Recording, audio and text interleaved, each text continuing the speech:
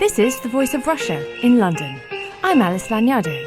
As the Russian community in Britain grows, we bring you a series of interviews with Russians living in London and the UK.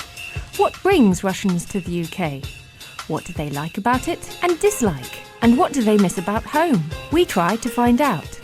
This week, I'm talking to Konstantin Pinaev. By day, Konstantin works as a marketeer, and by night he writes a blog about his migrant life in London, which attracts 50,000 readers. I started off by asking Konstantin when he came to the city and why. Well, it was almost 7 years ago. It was January 2006, and I was invited to join a team of a very nice company in London. So they used to be my clients back when I was in Moscow, working as a marketeer there. And in summer 2005, they just said, would you like to join the team? And that was something I couldn't resist. So you were living in Moscow at the time, Yeah. And what kind of marketing do you do? It's market research. So what I do, I help big companies, big brands understand what their customers think and how, on the basis of that, you can build strategy, innovation, or just a pure insight work. Right, and had you come to the UK before? Did you have any preconceptions about it? I was in London twice before I came to live here. And the very first time I came, that was a very quick transit trip. I was on the way to the US and I had 24 hours in the UK. I was amazed. My preconception was it was going to be a bit like Trainspotting. You've seen the film. It's a very grim, very psychedelic, very drug addict really place where, empire that lost its way. And I don't know why, but for some reason that was the vision I had of London. And when I actually landed, I lived right across the road. From St James's Square? Yeah, and literally for a day. And I was just amazed. Well, first of all, how small Piccadilly Circus was. I couldn't believe it because when you live in Russia, you're used to the sizes of Red Square and you expect every square to be that size. Yes, certainly. Moscow's on a very large scale, isn't it? Yeah. Very big roads, very big squares. Yeah, and secondly, I was just amazed how vibrant the city was. When I got back, I told my wife, then girlfriend, that change of plans, because we were originally planning to move to the US, but I said change of plans, we're moving to the UK. The plan was to do it gradually, but as things worked out, I had a job offer very soon from the UK, and things just worked themselves. So is it easy to move then if you had a job offer? One thing a lot of British people don't understand is it takes a lot of will and it takes a lot of skill to move to the UK if you have a Russian passport. You have to have certain education, you have to have certain number of years, you have to have references, and most importantly, you need to have an employer that is ready to take you at a certain position. So, and they have to do all the paperwork. They have to prove that there's no one in the UK that would kind of fill this role. Can I ask, were you part of that scheme that the government used to run for highly qualified Russians? So there was a thing called HSMP. I was on work permit, which is just another iteration of that very same program that they closed down. It's closed down, hasn't it? How long has it been closed, do you know? It's been closed, I think, for about a year. I mean, they've been making it increasingly difficult over years. And ever since the coalition government made that popular statement about tens of thousands rather than hundreds of thousands, they've... Of migrants? Of migrants, yes. And I think it's important to say that, they cannot influence Eastern Europe again because it's part of the EU. So they cannot really do anything about the Poles or the Baltic countries. So what they end up doing is being a very populist thing and tightening screws where they shouldn't. I think they have 1,000 visas for what they call exceptional talent.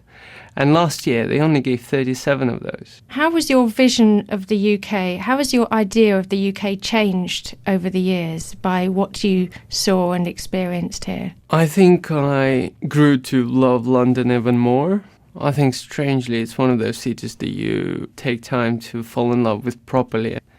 I think same in the UK. You get to appreciate more things as you learn more about the country. Well, like any country, right, it takes a while to settle. But London's a very big city. Some people don't like it at all. I mean, I come from Moscow, so, it's easy.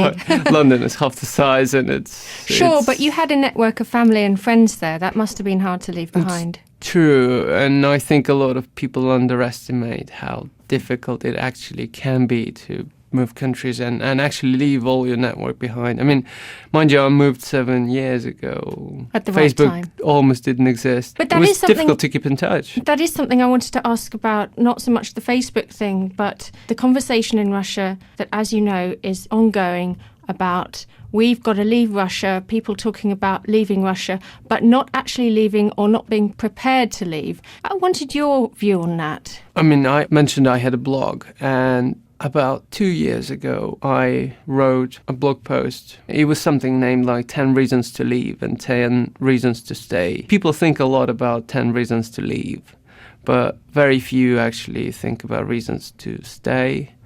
And one of them was this illusion that when you move, all the problems are going to be left behind. Do you think that's because people don't realise how hard it is to move to somewhere like the UK? Or do you think it's that they do realise in their heart of hearts, but they're just having a bad time, and it's a bit like the Three Sisters, you know, not to Moscow, but to London or to New York. It's a dream. I think it is a dream, and it's both, really, a bit of both. And you have to remember that Moscow and Russia is not the very mobile place. It's the place that, you know, where 70 years of Soviet era kind of took time for people to settle down, and actually they were not allowed to move anywhere. And even Moscow, as you know, has a very strict policy around people coming into Moscow. You have internal passports. Exactly. Yes. So yes. There's not that many experiences of people moving around. So that's why my blog grew in popularity, is because people saw the other side of things. The more realistic side. Probably, yeah.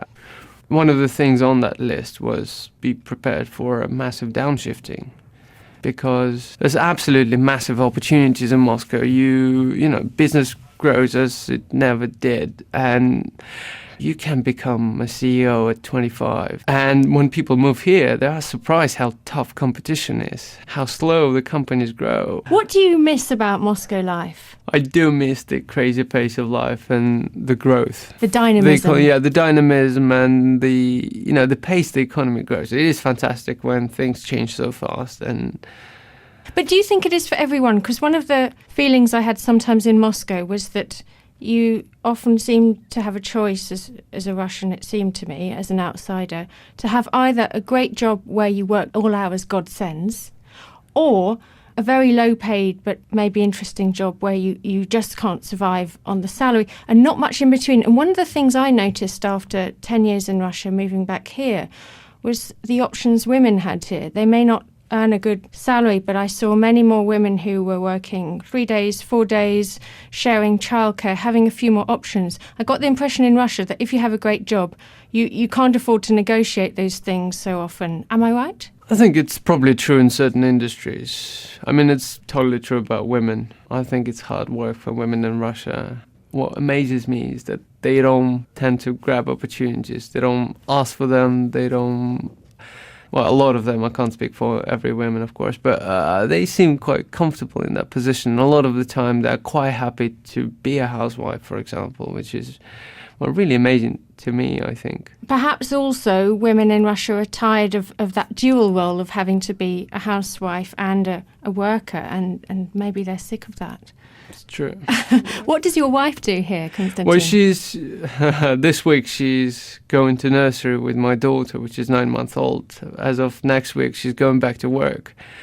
So she's also a consultant. She works on feasibility studies and all the numerical side I have no idea about. For her, she finds it way nicer here for women. I mean, it's way easier for her to be appreciated as a professional. Moscow does give you amazing opportunities, but you have to be tough in Moscow. A lot of the time you have to work with your elbows and you have to shout. It's a bit like in America, you always have to be in people's face and you always have to sell yourself. Moscow is a bit like that. That was me, Alice Lanyado, talking to Konstantin Pinaev, the latest of our Russians in London.